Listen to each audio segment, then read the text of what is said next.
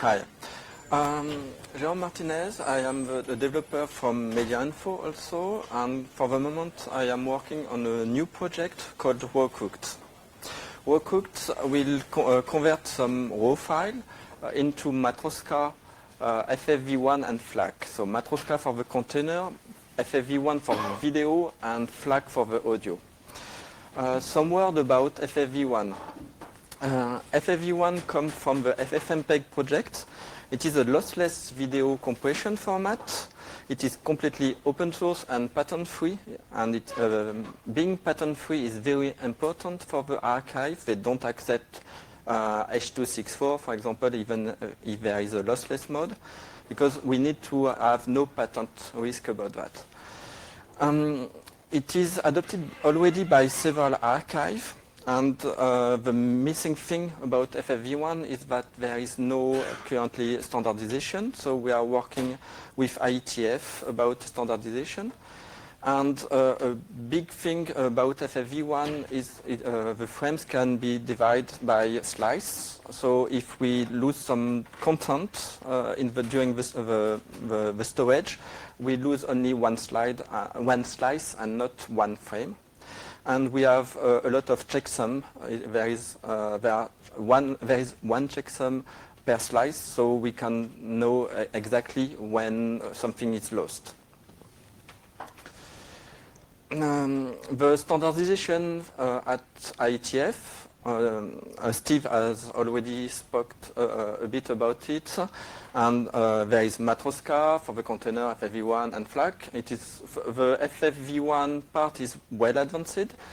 We hope to have a standard at the next IETF, and in London, I think. But we need some external review, so we need help about reviewing the specification we provide. And if all going well, we standardize the current version of FFV1, and we can work on FFV1 v4, the next version with more improvement of the compression. For the moment, with FFV1 version 3, we can have some good compression. I have an example with 1 second, for example, of 10 bits HD film. On my computer, if I store the file only with some tar or zip uncompressed, this is something the archive do, usually because they don't want to have a big impact when some bytes are lost, and it may happen during archiving. 1 second of that is pretty big. It is 200 megabytes. If we compress with zip or LZMA, it is not very good. It is very slow. It does not compress very well. And if we use something adapted for video world, we have a good compression ratio, nearly divided by 2 in that example, and pretty quick. So on my machine, it is not completely real time. If you have a server, it is real time without any problem.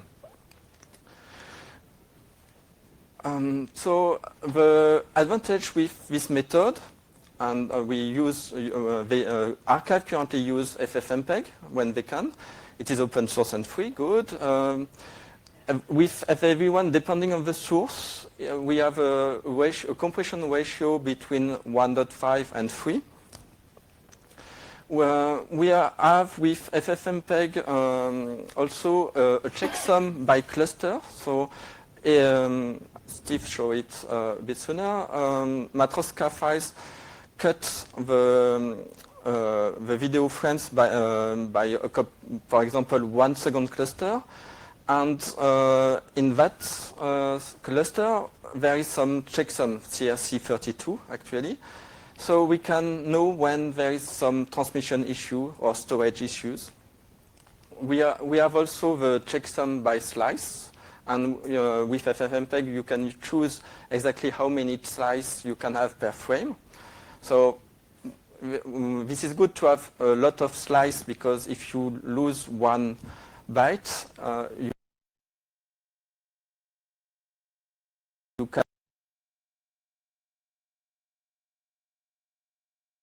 complete slice. A drawback for having a lot of slice is that the compression ratio is less good. So you need to choose between compression ratio and security when you choose the content of slice you have. The files are natively playable by VLC and FFmpeg and so on. So there is some difficulties with VLC and some video. So, for example, the 6 bits per component video, there are some difficulties for the moment for VLC, but they are working on that. Thank you. So, archive, they need a lot of different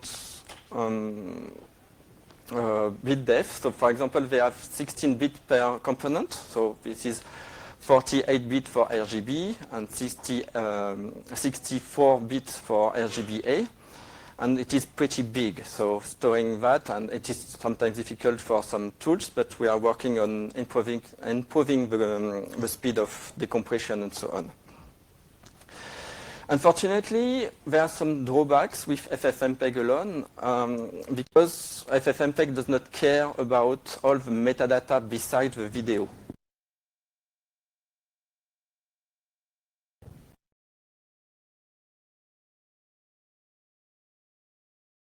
Only the video content is kept.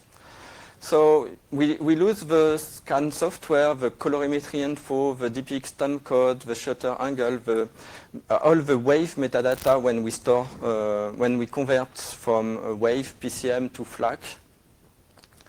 And for the archive, it is an issue because they need to store exactly how it is they were provided the file.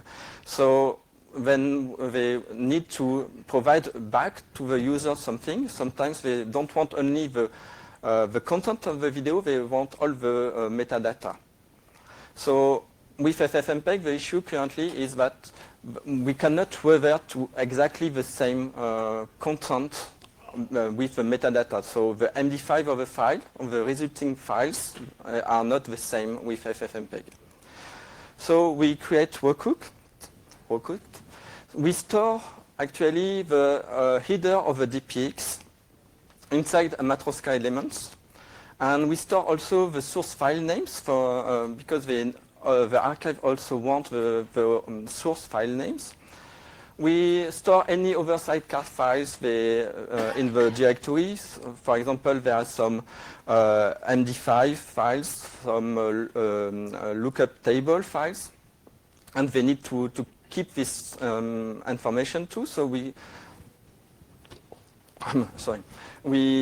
put that in attachment in Matroska, so we can convert everything from the file to Matroska, and we can convert back to the original files exactly byte per byte, so we have the same MD5 of each file, and the directory structure is the same. With that, if someone request the source file, it is completely transparent for the person who asks for the file. Any metadata from the input file we got will be at the output too. So if there is some specific metadata in a file, it will be kept despite the fact that the video conversion will lose that. So we can use Matroska FFV1 and FLAC compression before storing content to the LTO for the backup.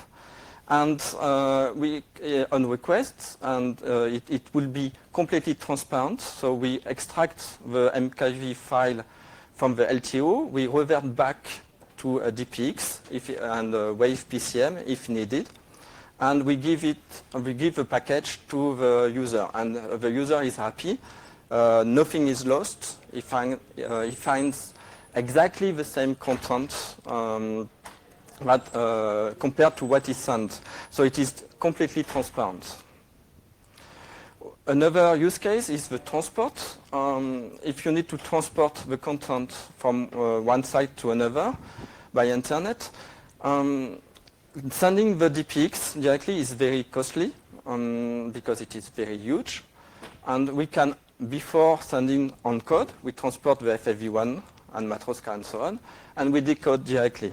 So it is also completely transparent for the user because the ND files match. This method is very good for saving space, so for saving backup storage and so on. So your storage costs are a bit lower. There are some drawbacks, unfortunately. FFV1 compression costs a lot of CPU, so it is not like tar, and you need to compress, and it is costly. But we are working on a GPU or AVX version of the FFV1 encoder. And one other issue is that we lose the complete slice if there is a byte lost. So we are also working on mitigating these issues by adding some error correcting codes and so on. For the moment, we have more an alpha version, a development snapshot. So we have a GitHub repo. And we plan to have a beta release in March, and we plan to have a stable release in April. For the moment, the repository has some DPX flavors supported, so BitDef, Big Endian or Little Endian and so on. We don't support every DPX, but we are working on that. We analyze the DPX header, we create a data file for reversibility, and for the moment we don't use Matroska elements. We attach a file for reversibility, but it is only temporary. We want to use dedicated Matroska element in the future. And the RAWcooked tool provides the ffmpeg command for encoding the files. For reverting, we parse the Matroska bytes, and we decode natively the FFV1 back to DPX. So there's still a lot of work.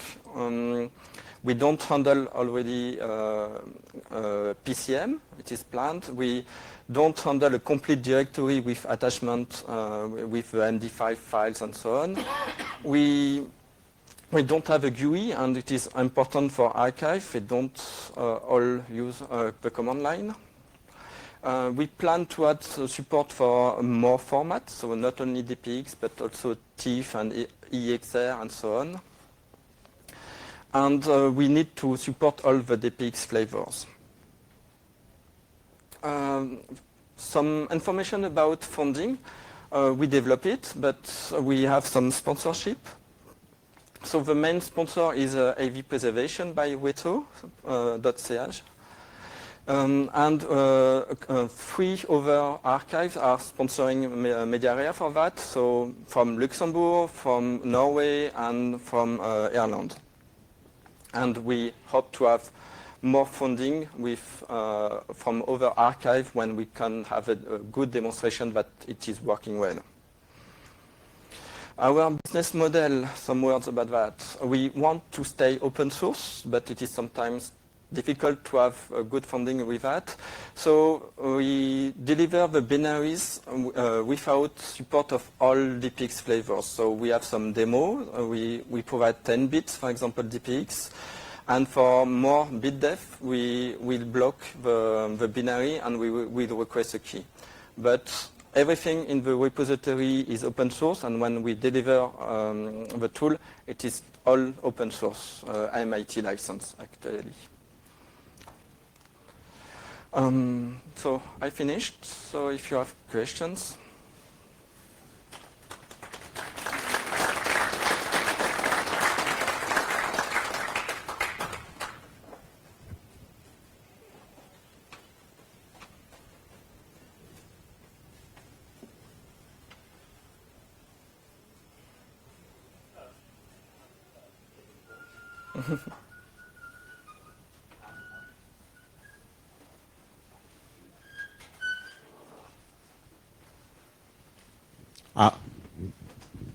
Okay, I just wanted to ask the FFV1 format, do you know how it compares to lossless VP9? Because I know that also does lossless compression. No, we didn't check lossless VP9, but in my opinion, with VP9, it is a bit risky about patents. So VP9, if you modify the specification, you're dead, because Google has as far as I know, Google has an agreement with the patent pool only for the bitstream actually in VP9, and we cannot expand it. And as far as I know, there is no 16 support in VP9, so this is a no-go for us. We need 16 support, 16-bit support.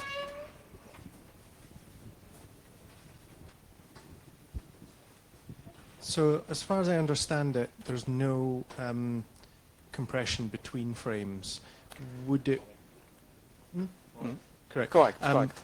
Would it not make more sense to have compression between frames and then use more heavy error-correcting codes? This is correct for RAWcooked. There is no p-frame, for example. This is wanted because for the archive, we don't want to have an impact from a byte lost up to the next frame. So if we lose one byte, we want to have an impact only on one slice. And FFV1 actually permits to have some p-frame thing. So there is something in FFV1, but on our side in RAWcooked, we don't use it. The compression performance is better when you link from one frame to the next ones. It is a lot better to compression, but if you lose the first frame slice, you lose the next frames or slice, and we don't accept that in archive. But if you did long-range error-correcting codes, like on the scale of a frame, then you could perhaps reconstruct the frame. It is possible with some error code, but in all cases, there is still an issue that if we lose one byte, and if we lose too many bytes, we will lose too much content. It is an archiving point of view. They prefer not to use it. It would be possible if they want. It is only a flag. But for the moment, their decision is to stay with with Antwerp frames. But it will be possible if archives are interested. Still want it? Okay. Any other question?